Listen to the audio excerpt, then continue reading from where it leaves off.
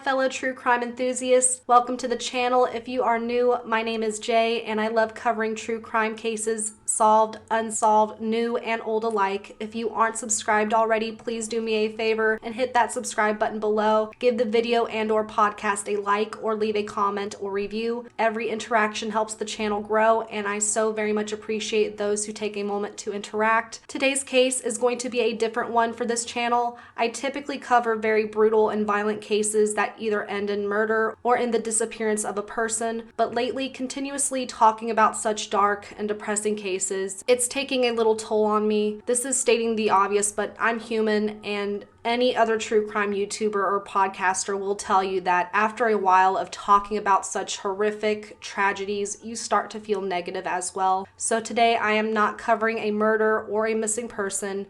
I'm going to be covering a more lighthearted case. We are now on case 22, already halfway through February, can't even believe it. For this case, as you can tell by the title, I will be talking about a wife who attempts to hire a hitman in order to murder her husband. I will now go ahead and put up my disclaimer. I'm not going to lie, while researching this case, I found myself laughing a lot because of how dumb this person is. It's nice to cover a case that has some comedic relief, and I'm sure I will cover more cases like this in the future because it was really enjoyable looking into this one. But let's go ahead and get into it. This is the failed attempted murder of Michael Dippolito. Let's go ahead and start at the very beginning. Michael, or Mike Dippolito, was born on December 18th, 1970. He was raised in Roselle Park, New Jersey, alongside his two siblings by his parents, Edward and Joan. There was not a lot about his childhood I was able to find, but it seems like Mike had a typically normal childhood. But as a young adult, Mike had managed to get himself into some trouble. In 1993, when Mike was just 22 years old, he was arrested in Philadelphia for possession and intent to deliver drugs. In the court records, they do not specify what kind of drug it was he had in his possession. What we do know is that Mike skipped the first hearing for this charge, and because he had skipped it, the judge issued a bench warrant for his arrest, and it is still unknown to this day whether the Philadelphia police ever tracked him down for this warrant, which is interesting when I think about it because of how public this case that I'm talking about is. I find it really hard to believe they haven't resolved that issue from 30 years ago. But anyway, in 1997, he relocated to Boca Raton, Florida, when he landed a job at a temp agency. In 1998, he fathered a son with a woman named Karen Tan, who would later file several paternity suits against Mike, requesting child support since he was not a part of their son's life. Mike was clearly heading down overall a bad path, and it gets worse before it gets better. He quickly began a relationship with Maria Luongo, who would become his first wife. At some point, Mike began working at a local boiler room, and it was at this job he was introduced by his fellow co-workers into a fraudulent scam that he gladly became a part of. They recruited a ton of people to invest in a foreign currency market, and then they would steal the cash for themselves. Just a classic Ponzi scheme. By 2001, Mike set up two separate companies for the scam, called MAD Financial and CTU Inc., where he began cold calling absolute strangers, asking them to invest in this foreign currency market, and like I said, a lot of the time he would just pocket the cash for himself, buying luxurious clothes and jewelry, and he also used the money to feed his drug habit during this time. Finally, in 2002, everyone involved in the scam was busted and arrested for fraud. According to court documents, the investors in this foreign currency market in total lost $11.7 million.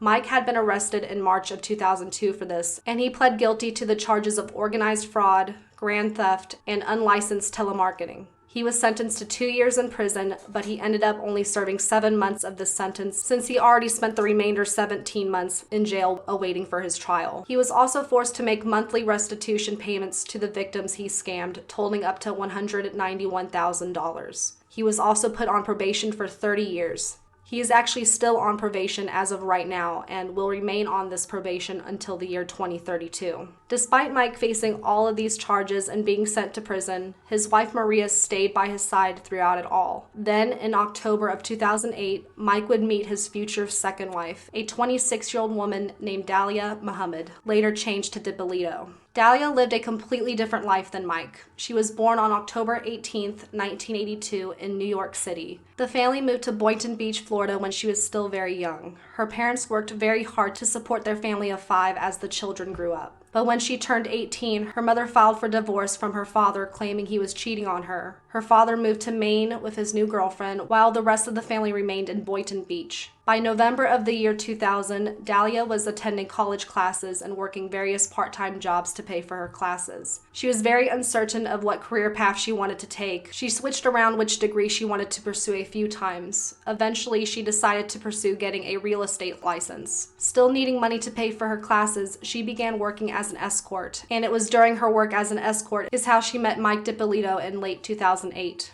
Their infatuation with each other was instantaneous. Mike was just completely mesmerized by her, and they began dating almost immediately after meeting. Those who were closest to Mike noticed an immediate change once he had been let out of prison for fraud. He launched another online marketing company, this time a legit one, he named Mad Media Inc. It became decently successful. He even used a portion of his income to pay back his victims from the foreign currency scam, which we already know he legally had to pay them back, of course, but still, nonetheless, Mike was doing what he needed to do to begin making things right for himself. He was staying drug-free, he wasn't violating his probation at all, and he was becoming a successful entrepreneur. Then after meeting Dalia, he was over the moon. At this point in 2008, he and his wife Maria had been together for over 7 years. And I feel so bad for Maria. She adored Mike. Even after this case happened, she continued to tell the press what a good man Mike was. She would tell everyone that they had a very happy marriage and that Mike would make sure everyone else was happy before he was happy. But Maria had no idea that he was dating Dalia on the side and he was falling in love with her.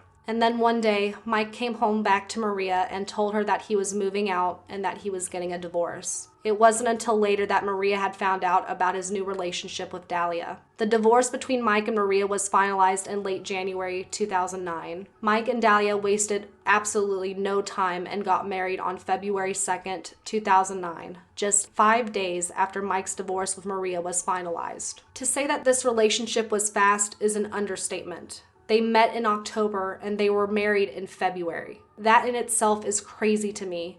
Not to say that there hasn't been some people, of course, who have done the same thing, marry within months of meeting, who go on to stay together for the rest of their lives. But that's very rare. Now that Mike and Dalia are husband and wife, they start establishing a routine. They worked out together, they had fancy date nights, they stayed at 5-star hotels. Everything seemed like a real-life fairy tale. But as quickly as this romance started, it just as quickly made a 180 turn. Unexplainable things started happening after only a couple of months into their marriage. Don't worry, I will get back to that later when we get to the trial. In late July 2009, the Boynton police were surprised when they received a visit from Mohammed, a self-proclaimed part-time actor who worked at a local convenience store, and he had a crazy story to tell them. Mohammed and Dalia had an on and off sexual relationship for years that still didn't stop even after she and Mike married. He told the police that he had met up with Dalia, and she asked him to help find her a hitman to kill her husband, Mike. When Dalia asked Mohammed to do this for her, he was deeply concerned and disturbed. Even though he was sleeping with Dalia, he didn't want Mike to be murdered. As soon as he was able to leave, he immediately drove to the police station to report this. Detectives were initially skeptical of this story. They didn't know if they could believe Mohammed or not, but ultimately, they decided that potentially someone's life could be in danger, so they enlisted Mohammed to help them as an informant and told him to set up another meeting with Dalia. It just so happens that the popular show Cops was beginning to work with the Boynton Beach police on an episode, and with this new case that just appeared to them on a silver platter, producers for the show were beyond happy to assist them with this case. On July 30th, 2009, the police rigged Mohammed's car with a hidden camera to record the entire meeting, and they told Mohammed exactly what to say. Dalia showed up, and without her knowledge, everything was recorded, and a team of investigators were watching the entire thing live. They tracked down exactly who this woman was by running the registration plates on her car and were able to confirm her identity, where she lived, and who her husband was. They researched everything they could about her. Within minutes of entering Mohammed's car, Dalia began talking about wanting to hire a hitman to kill her husband. Mohammed didn't even need to start that conversation. Mohammed told her he knew a guy that she could hire. Dalia gave Mohammed photos of Mike to give to the hitman, and she also gave him $1,200 in cash. In the video, she keeps asking when Mohammed is going to give the hitman the money and when he's going to talk to him to get this murder done. It's crazy. I am going to put clips where I can. I don't want to be hit with copyright, but I will leave links down below if you guys want to see all the footage of Dalia having these conversations. I highly recommend watching because it is mind-blowing. At the end, Mohammed told Dalia that she will be contacted by the hitman 2 days later so they can discuss the plan to murder Mike Dippolito. On August 1st, as planned, police enlisted Officer Whitey Jean to go undercover as the hitman so they could get concrete evidence that Dalia was soliciting the murder of her husband Mike. It was the same setup as before. They placed a hidden camera in the back seat of the vehicle and waited for Dalia to come in and incriminate herself. And right on cue, Dalia did exactly that. Again, within seconds of entering the vehicle, she began talking about the plan with this undercover cop to have her husband murdered. Dalia isn't playing games. She wants Mike to be killed, and clearly she wants it to happen as soon as possible. Dalia tells the quote-unquote hitman her address. She tells him Mike's normal schedule, where he typically goes in the morning, and what he's going to be doing the very next day. If you watch the entire video of the interaction between Dalia and Officer Jean, he gives her multiple opportunities to back out of this deal. He asks her multiple times if she's sure she wants to go through with it, and this is her immediate response. Between now and when it's done, you know, you're not going to have an option to change your mind. Even if you change your mind, talking to him. There's no changing, no, there's no, like, I'm determined already. I'm positive, like, okay. 5,000% sure, like, okay. Around 6:30, 7 o'clock, he always walks the dog in the morning. Okay. He walks the dog across, like, over where the lake is, and our door is always unlocked. I'll be in the house by 6:30 Wednesday morning. Okay. 6 o'clock, you're in the gym. 5,000% sure, without any hesitation. She doesn't know she's being recorded, which she will later claim in court that she did. But come on, that's a lie. This woman is laughing when he asks her, "Are you sure you want this to be done?" There's no doubt in my mind that Dalia is cold and calculated. She's been thinking about what she wants for a long time, and she wants her husband to be dead. Towards the very end of the interaction, Officer Jean tells Dalia that he's going to shoot Mike twice in the head and that he would do this on the morning of Wednesday, August 5th, 2009, just a couple of days later. He also instructed Dalia to go to the gym early that morning so she's out of the way and she has an alibi, which she happily agrees and gives the undercover cop $7,000. On the next day, Officer Jean calls Dalia to give her further instructions and tells her to be out of the house on the way to the gym by 6 a.m. And again, Dalia doesn't change her mind. She doesn't express any doubts or concerns. She agrees to be out of the house by 6 a.m. as planned. So at this point, Dalia has had several opportunities to change her mind or to back out of this plan, and yet she doesn't. On the morning of August 5th, 2009, Dalia left for the gym, and as soon as she left, the cops began to set up a plan of their own. I can't help but laugh at this part. The police actually set up a fake crime scene. They blocked roads. They set up crime scene tape. They had several officers around the area of the townhouse Mike and Dalia lived. They went above and beyond with this, and I think it's absolutely hilarious. I have no doubt that they did this for audience shock value since, again, they were filming this entire thing for an episode of Cops, which I have watched, by the way, and I'm sorry, but it's just too funny. They, of course, also alert Mike to what was going on, and they straight up told him that his wife, that he loved, had arranged a hitman to murder him. They took Mike to the station to question him about Dalia and their marriage, and then they made a phone call to Dalia while she was still at the gym, asking her to call the number back immediately as something had happened. They left this in a voicemail message. Dalia purposely waited several minutes before calling the number back. When she finally called back, the officer advised her to come back home as quickly as possible and that something had happened. She agreed and came driving back to her townhouse home she shared with Mike. I could explain what happened next, but I think it's better if I just show you what happened once Dalia came. Is there anyone that would want to hurt him? Okay, who would want to hurt him? Witnesses said they saw a black male running from me. I can't let you see him, ma'am. Ma'am, I cannot do this right now. Ma'am, I can't do it. Detective Yopi, I need you. Who he's connected to. Don't worry, we've already taken care of your dogs with animal control for right now. Everything's under control. And we'll take care of everything else, okay? Thank you, guys. Now that you have seen and or heard the clip, if you are listening to this via podcast, I've come to two conclusions after I saw this clip for the first time. One is that Dalia is a horrific actress. She started wailing even before the officer told her that her husband is dead. That's not a normal reaction. A typical reaction to devastating news like this is that for people to be taken aback and go like, wait, like what? What did you just say? Most people are not immediately able to process news like that. She instantly went into actress mode, and she did it, in my opinion, super poorly. It even sounds so fake to me. And again, the first time I ever watched that video, I started laughing so hard because of how dumb she looks. The second thing that I've concluded is that Dalia has to be one cold-hearted bitch to be putting on this performance. We know that Mike was no angel. He took a lot of money from innocent people. He had done some bad things in his life. But for a woman to not only attempt to arrange her husband's murder, but then has the audacity to start screaming and crying when she's told he's dead is a whole nother level. And I do feel bad for Mike.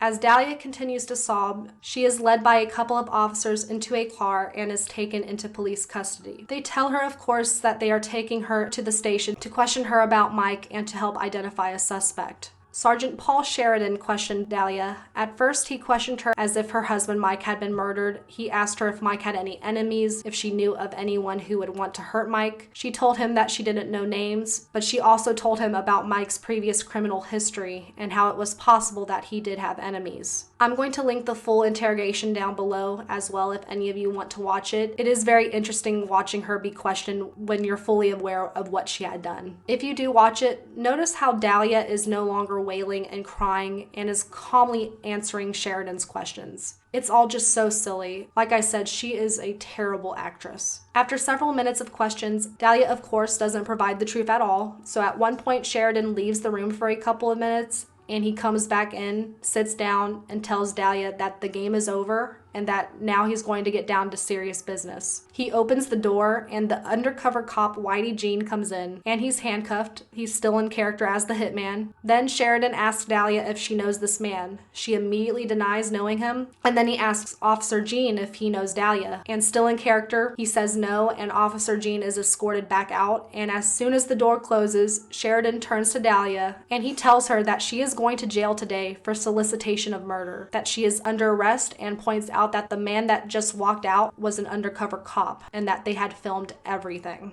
The only thing Dalia manages to say after being told this is that she didn't do anything. They handcuff Dalia and watch what happens when they sit her back down.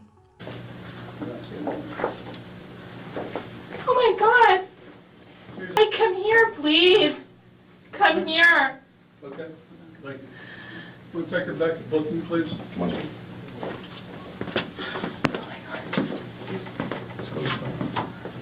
Dalia's reaction seeing that her husband is still alive tells me everything I needed to know. She was so shocked to see him, but then of course that flash of shock quickly turns into her begging him to come over to her and pleading with him that she didn't do anything. What I found that was also interesting is that after Dalia was processed, the first person she called was Mike. She denied trying to kill him, and she even criticized Mike for not getting her a lawyer. This woman is so delusional, I can't even believe it sometimes. In fact, I found the phone call between Mike and Dalia and just listened to her constant denial. She refuses to admit to anything. Hello? Hey, it's me. Yeah, what's up? Nothing, Mike. Can you please come here? Hey, listen, I don't want to fight with you. Honestly, I can't help you. Mike, Don't you understand what just happened? what they're saying is not true. How is that possible? Like, I'm sitting here. It's not true. It's not possible. You wouldn't even give me 2 minutes to talk to you, but it's not possible. What they're saying is not true. How in the hell did I hear it and see it? Like, I heard what you heard. It's not true. I heard what you heard and I saw what you saw. Everything they showed you, they showed me. And how is it not? How are you telling me that? I It's am not giving you my word that it's not true. What do you? Dalia, I couldn't help you if I wanted to. Mike, please, I need an attorney. Can you please help me? That's not true. Your brother was here and I spoke to him and he's going to go talk to your mom. I called them for you already, right? This is not true. I understand you too. Look, how do you explain what I saw and heard? Like, I am limited on my phone calls. No, you know more than anybody. It's not true. Just give me time so I can talk to you. What did it say? I saw it. I heard it. I saw what you saw and I heard what you heard. Okay, what the f***? You said you wanted to have me killed. I heard that. It's not true. That is not How is it not true? How can you believe that? I heard your voice. How can you believe it? What isn't the point? I heard you say it. It's not. I heard what you heard and it's not. What did I hear then? I heard you say. I heard the tape. Okay, I heard the tape and I saw pictures and I saw the whole 9 yards. I saw all of it. So why would you meet a guy in a parking lot? Explain that. I'm sitting here on the phone. I will tell you when I see you in person. Please. I can't come there anyway. I'm not allowed there. That's not true. Who said that? They tell you that on purpose. That's not true. I don't know what you could tell me. Even if, let's pretend, I said, oh, it's all better. I can't, they're charging your ass. Don't you get it? Like, I didn't do anything. Please. I don't know what to say to you. I can't help you. What do you mean It's out of my hands. You're not even trying. What am I supposed to do? You're supposed to get me an attorney, please, so I can talk to you. I saw you with this guy in the truck or whatever the f*** it was. I saw it. I heard your voice clearly. What? I don't understand. I did not say those things. Period. So how did they get your voice on that tape recorder? Like, I'm limited with my time, please. You gotta be kidding me, man. Dalia, I heard you say that shit. Like, okay? I'm telling you right now, okay? You can't fix this. How are you going to tell me that you didn't say it, you didn't do it? When I saw you say it and I saw you do it. Do you have any idea how I was when they told me what supposedly happened to you, how I got and how I was and how everything? Can you meet me in person so I can talk to you? No.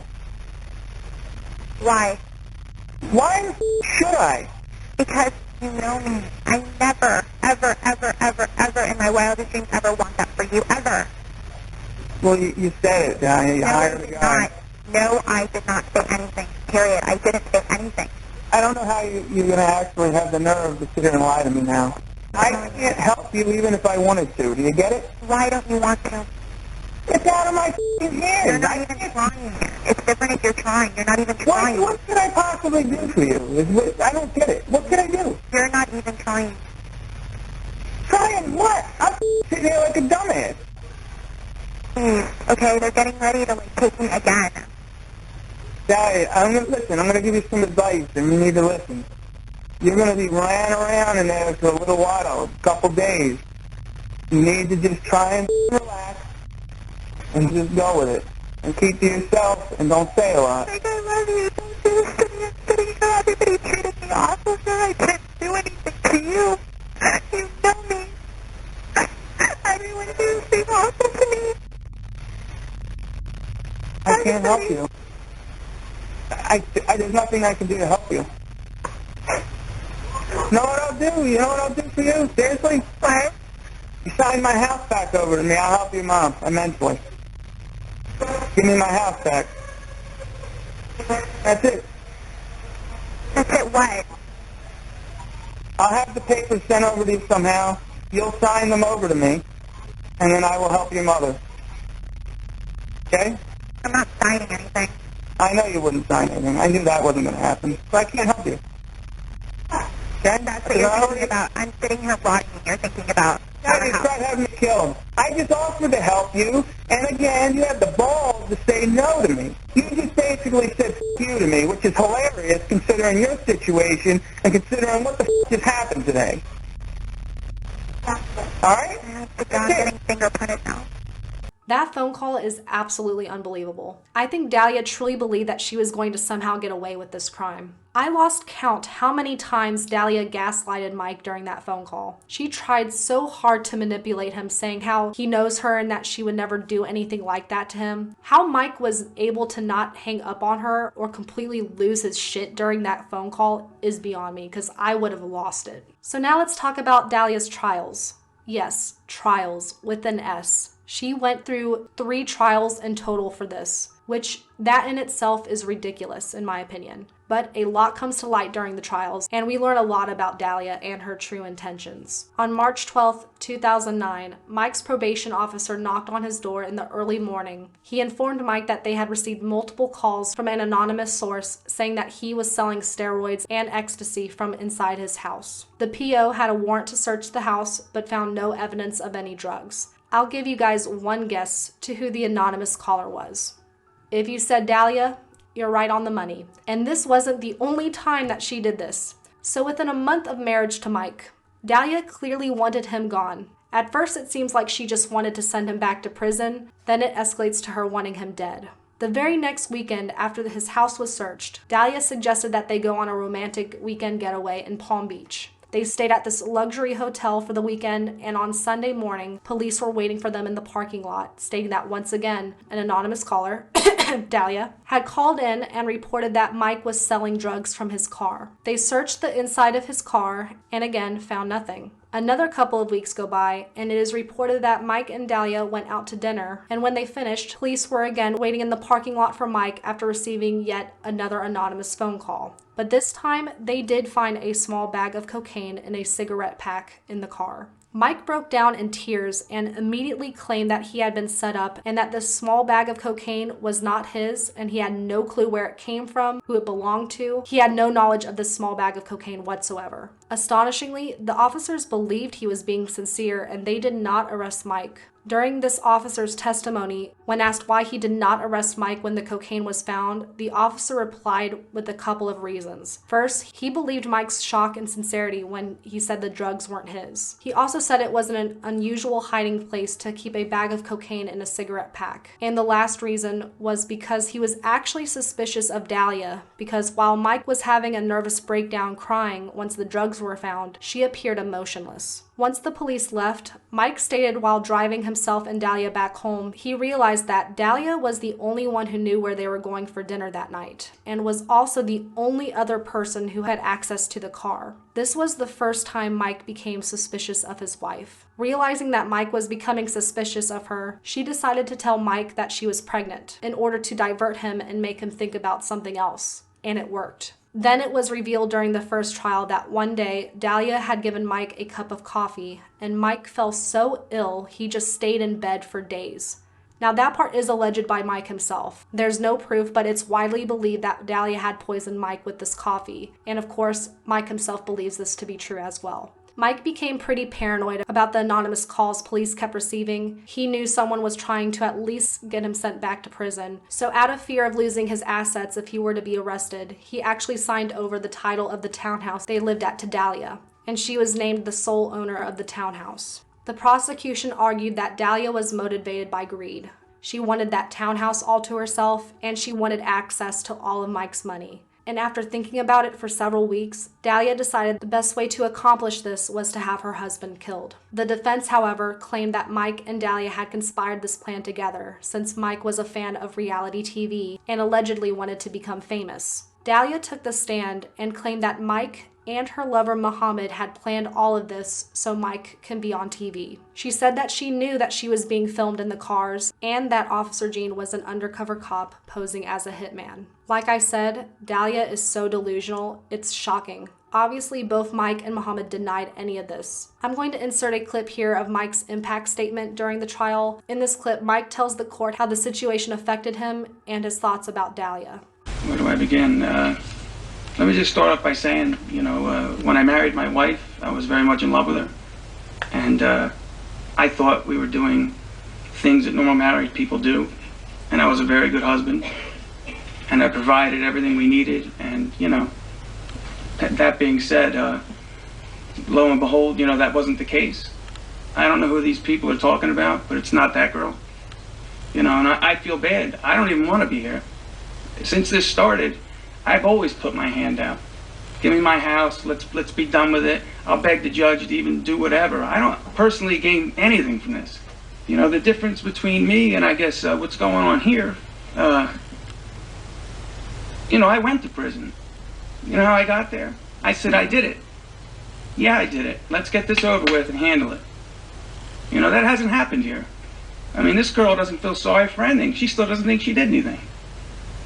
And believe me, I don't want to get up here and be nasty, but the reality is I sit and listen to this. Even today, we're talking about a retrial? Retrial for what?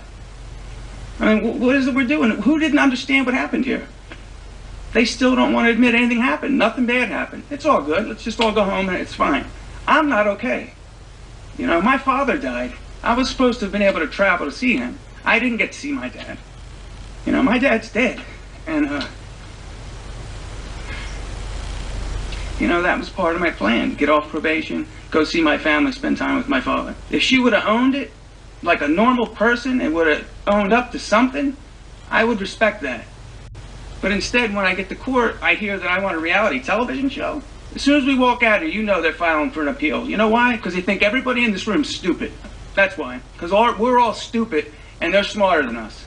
And nobody did anything. And God, she's a great girl. And whatever. You know, when I met her, I thought all those things. I don't want to offend anybody, and believe me, I feel sorry for everybody that's in here crying. But you know what? I got to feel sorry for myself. Nobody's helping me. My mother had a nervous breakdown. I'm like, I'm going to have a nervous breakdown. You know, I just don't know how I'm feeling some days. And it's just not fair. Like I said, and I mean this from my heart, I wish we weren't here. I wish she would have did anything but what she did. I felt for Mike during his statement. I believe it when he says he doesn't want to be there. There was absolutely no proof that Dalia, Mike, and Mohammed had conspired to have Dalia arrange Mike's murder for TV. There's no texts or emails or anything to show evidence that Mike or Mohammed knew anything about this. And yet Dalia claims they were all a part of it. And we heard her phone call to Mike when she was in jail. If Mike had been a part of the plan, then why didn't she mention that at all during the phone call? Her story is just so beyond dumb, it doesn't make any type of sense, and it honestly makes me have the urge to want to punch her in the face for how idiotic it is. Not surprisingly, the jury didn't believe Dalia's story either. They played all the footage they had recorded of Dalia talking to both Mohammed and the undercover cop, and Dalia was found guilty of solicitation of first-degree murder, and the judge sentenced her for the maximum sentence of 20 years in spring of 2011. But frustratingly, the sentence did not last long, as it was thrown out due to a technicality, and Dalia was granted to be able to remain under house arrest for the next 6 years as she awaited for her retrial. Can I just say that I hate that? I see it all the time, people waiting literal years for a retrial, and it's such a slap in the face to the victims of cases. The ridiculousness continued during the second trial when it began in 2016. Once again, the defense continued with the bullshit story that Mike had basically forced Dalia into this plan, told her it would make great TV and they would become famous if she pretended to arrange Mike's murder. Also, Dalia's lawyer is a complete clown. He keeps persisting that his client is innocent and she's just misunderstood, but then proceeds to provide no evidence to support that or this so-called hoax that Dalia, Mike, and Mohammed had been a part of. Then Dalia throws a bombshell and says that during the conversation with Mohammed that was recorded, she claims that he was pointing a gun towards her and was forced to say those things on tape. And that the officers watching witnessed this too, but they just all conspired to take Dalia down because it was a shocking story and the show cops wanted Dalia to be the villain. So pretty much it's everyone's fault except for Dalia's. And even though the prosecution was able to provide the same amount of evidence as before in the first trial, the second trial ended in a 3-3 hung jury. Dalia was again released on house arrest for another year, and during this year she got pregnant and actually gave birth to a son. The final trial began in 2017, and finally, after years of bullshit and headaches, Dalia was definitively found guilty for solicitation to commit first-degree murder, and this time the judge was a little more lenient because he did agree with one thing that the defense presented. He agreed that having the show cops film Dalia's arrest did look bad upon the police working on this case. So he decided to sentence Dalia to 16 years in prison. No more appeals. Well, they tried, but the appeals are being denied. No more trials. No more judges and jury members wasting their time on such a straight-to-the-point case. She is going to stay in prison for those 16 years and is scheduled to be released on August 24th, 2032. Even though it took 8 years, I'm sure Mike was relieved that Dalia is finally facing justice and serving her sentence. Dalia is being held at the Lowell Correctional Institution in Ocala, Florida, and will stay at this facility until she is released. Dalia will be 50 years old when she is released from prison, and to this day, she still claims her innocence. I am very happy that her plan to have Mike killed epically failed. Thankfully, Mike seems to have moved on from all of this as well. He's found love again with a woman named Gloria, and they seem really happy together. I also want to give a lot of credit to Mohammed for coming forward to the police and having the balls to report what Dalia was planning to do to Mike. You don't see a lot of that in true crime cases, unfortunately. If we did see it more, there would probably be a lot less murder victims. Moral of the story, if you hear or see something, say something. Report it, even if it ends up being nothing. Don't be afraid to report it. Mohammed has proven that it could save someone's life. But that is everything on this case. If you enjoyed me covering this story, please give the video a like, share on social media platforms, and subscribe to support me in this true crime journey. I will be back with Case 23 soon, but until then, bye guys.